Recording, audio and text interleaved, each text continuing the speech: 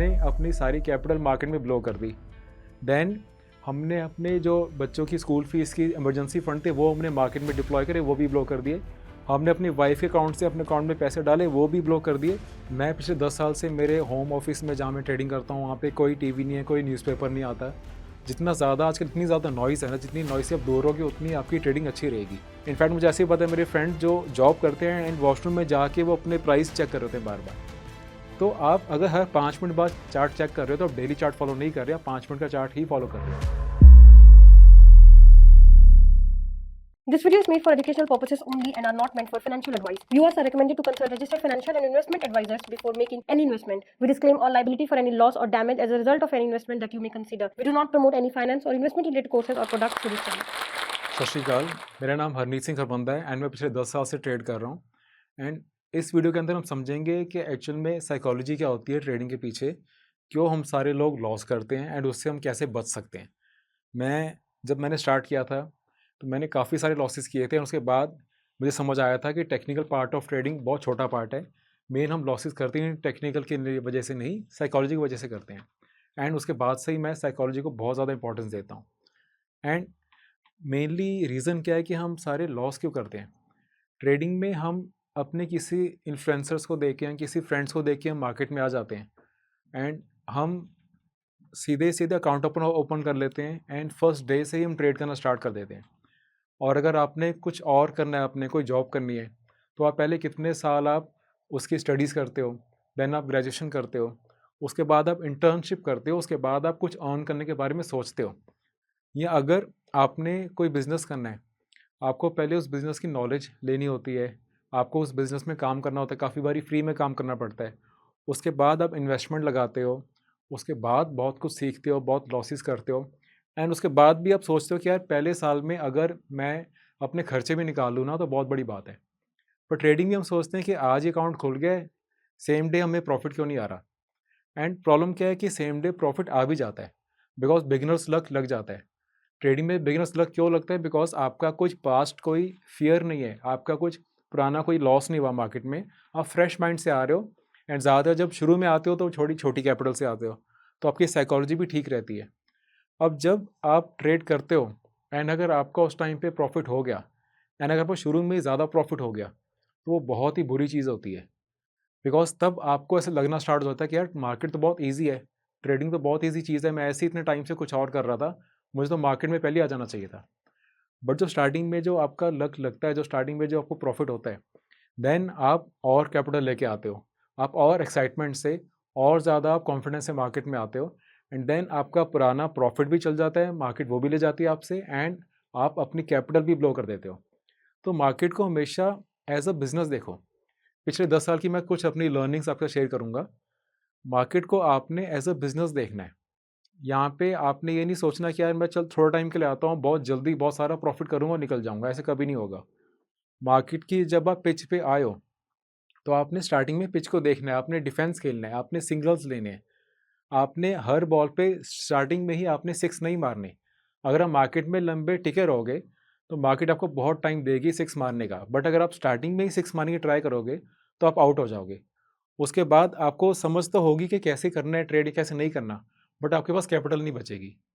And उसके साथ market को आके आपने, बहुत ज़रूरी चीज़ होती है जो लोग नहीं करते हैं, 99% लोग ये नहीं करते हैं एंड 99% लोग प्रॉफिट भी नहीं करते हैं।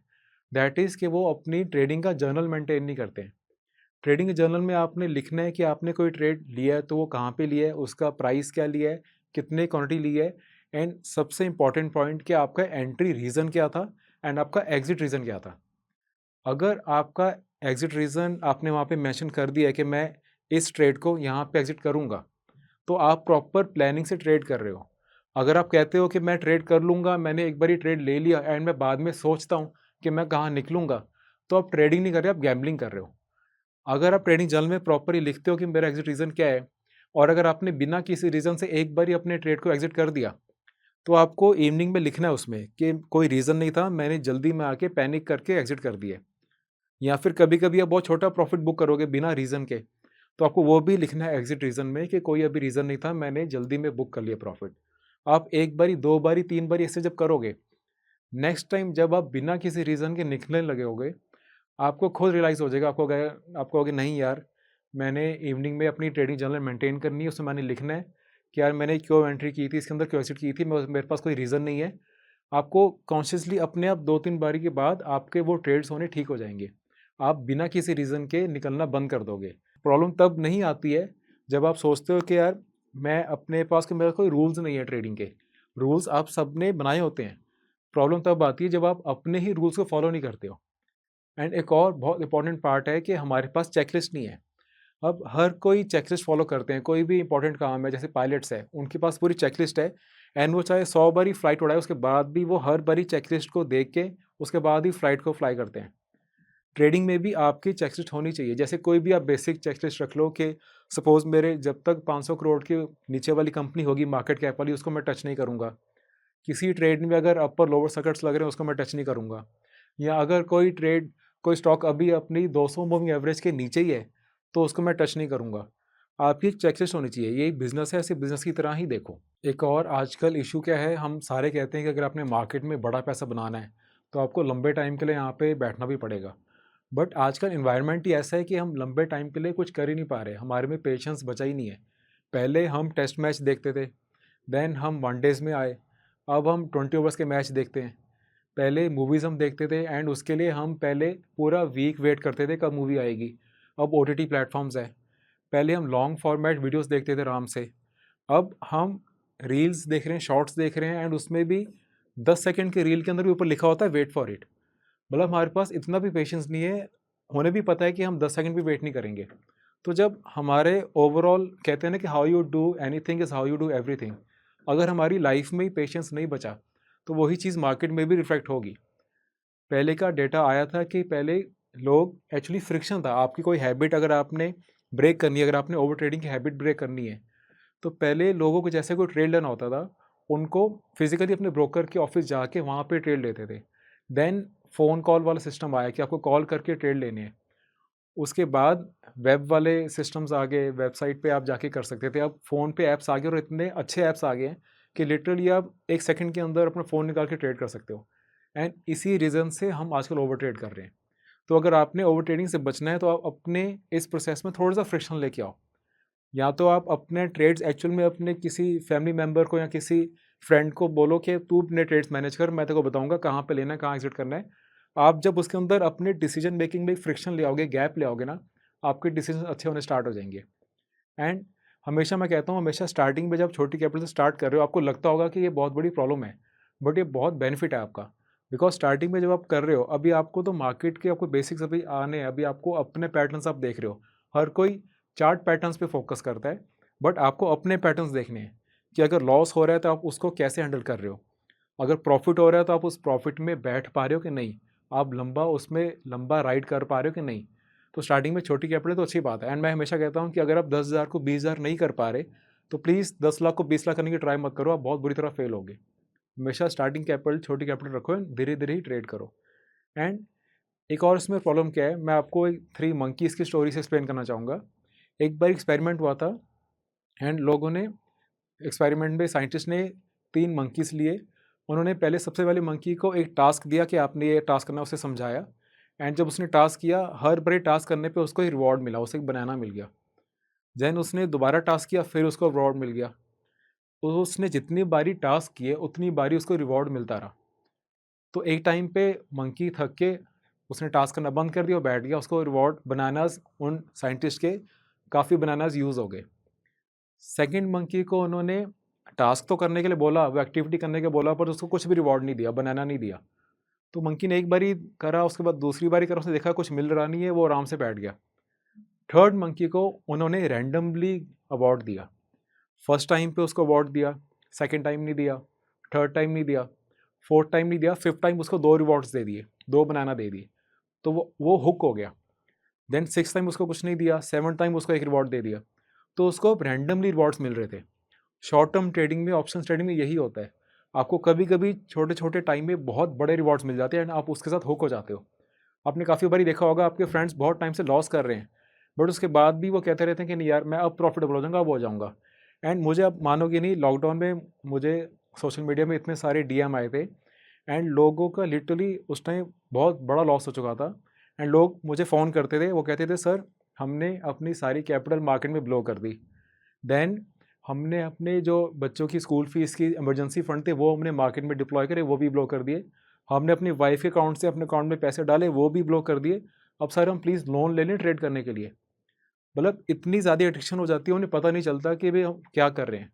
इसलिए हमेशा देखो, स्लो ट्रेडिंग स्टार्ट करो जिसमें आपको ज़्यादा पीसफुली ट्रेड कर पाओ, जो आप लंबे टाइम के लिए ट्रेड कर पाओ। अगर आप कोई भी ऐसा टाइप ऑफ ट्रेडिंग कर रहे हो एंड अगर आप हमेशा ही एंजाइटी में रहते हो, आप हमेशा आपको बार बार अपना फ़ोन चेक करने का मन करता है, तो आप देखो कि आप क्या उसको लाइफ लॉन्ग कर सकते हो। अगर आप किसी चीज़ को लाइफ लॉन्ग कर ही नहीं सकते हो, उसको आज से ही बंद कर दो। एंड अपना मैं कहता हूँ कि आप हमेशा अपना टाइम फ्रेम को डबल कर दो एंड अपनी कैपिटल पोजीशन साइज़ को हाफ कर दो। आपके आधी ट्रेडिंग के प्रॉब्लम्स इसी से ठीक हो जाएंगे। एंड एक यहाँ पे मैं और स्टोरी आपको बताना चाहूँगा। जो ज़ीरोधा के फाउंडर हैं नितिन कामत, उन्होंने एक स्टोरी एक इंटरव्यू में बताई थी। उन्होंने बताया था कि अगर किसी की लॉटरी निकलती है, कोई लॉटरी विनर होता है, तो वो क्या करेगा। अगर सपोज़ किसी की 5 करोड़ की लॉटरी निकल गई, वो माना चलो वो लाइबिलिटीज़ ले लेगा, वो घर ले लेगा, वो कार ले लेगा, कुछ भी लेगा, वो लाइबिलिटीज़ लेके अपने पैसे को धीरे-धीरे वो ख़राब कर देगा, ठीक है। बट कभी भी वो 1 करोड़ की दोबारा लॉटरी टिकट्स नहीं ले लेगा, 5 करोड़ की लॉटरी टिकट्स नहीं ले लेगा।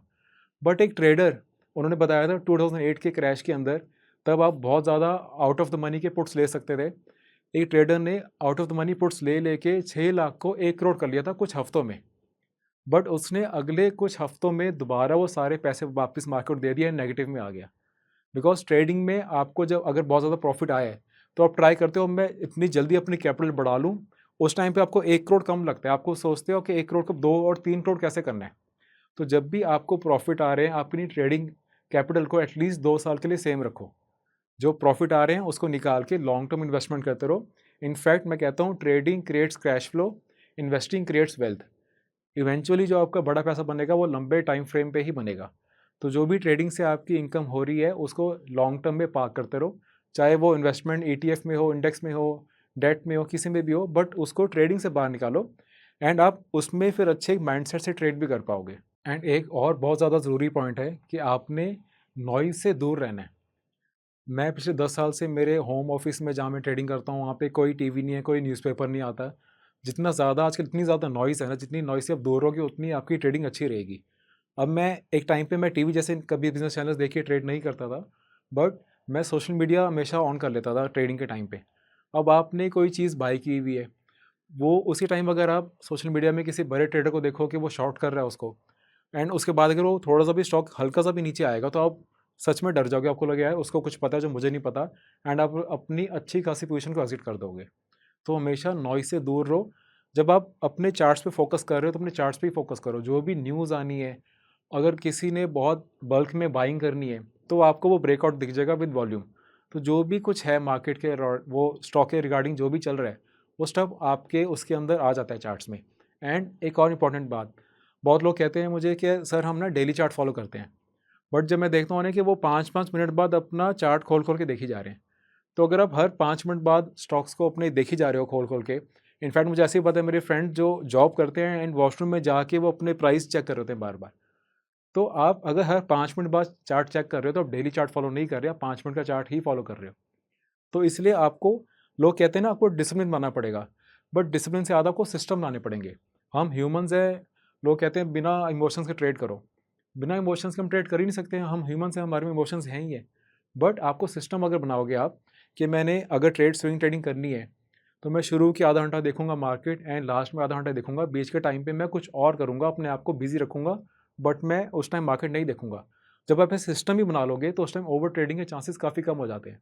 मुझे काफ़ी ऐसे लोग पता है जो कि अपनी जॉब कर रहे हैं, बहुत हाई लेवल्स पे कर रहे हैं वो, उसके साथ साथ वो वीकली चार्ट्स को फॉलो करते हैं एंड लिटरली वो बहुत अच्छा प्रॉफिट कर लेते हैं। बिकॉज वो एक लंबे टाइम तक एक ट्रेंड को पकड़ के चलते हैं, बहुत अच्छा रिटर्न्स, उसमें मल्टी बैग रिटर्न्स निकाल के निकलते हैं। तो आपको मार्केट में अगर फुल टाइम ट्रेड करना भी है, तो उसका मतलब ज़रूरी नहीं है कि आपने फुल टाइम स्क्रीन के सामने भी बैठना है। एंड प्लीज़ साइकोलॉजी को ज़्यादा इंपॉर्टेंस दो। टेक्निकल इस टाइम जो मेरी स्ट्रेटजी है वो बहुत ही सिंपल है, बट मुझे पता है कि अब साइकोलॉजी ही ज़्यादा ज़रूरी है। आप किसी भी बड़े ट्रेडर्स की आप स्क्रीनशॉट्स देखोगे चार्ट्स के, आपको देखिएगा बिल्कुल प्लेन चार्ट्स होते हैं, उसमें कोई उन्होंने 5-6 इंडिकेटर्स नहीं लगाए होते। लोग स्टार्टिंग में सोचते हैं कि हमने सीखना है तो हमें बहुत सारे इंडिकेटर सीखने हैं, बहुत सारी स्ट्रेटजी सीखनी है, एंड वो इतने सारे इंडिकेटर लगा देते हैं कि एक इंडिकेटर उन्हें बाय क्या रहा होता है, एक सेल क्या रहा होता है, एंड वो खुद ही कन्फ्यूज़ हो जाते हैं। तो अपने सिस्टम को जितना ज़्यादा ईज़ी रखो उतना अच्छा है, बिकॉज़ मेन गेम तो ये सारी माइंड मैनेजमेंट की है, साइकोलॉजी की है। तो आई होप आपको इस वीडियो से कुछ लर्निंग्स मिली होगी। जो भी आपकी लर्निंग्स है या आप अपनी कोई लर्निंग शेयर करना चाहते हो तो आप नीचे मुझे कमेंट्स में बता सकते हो।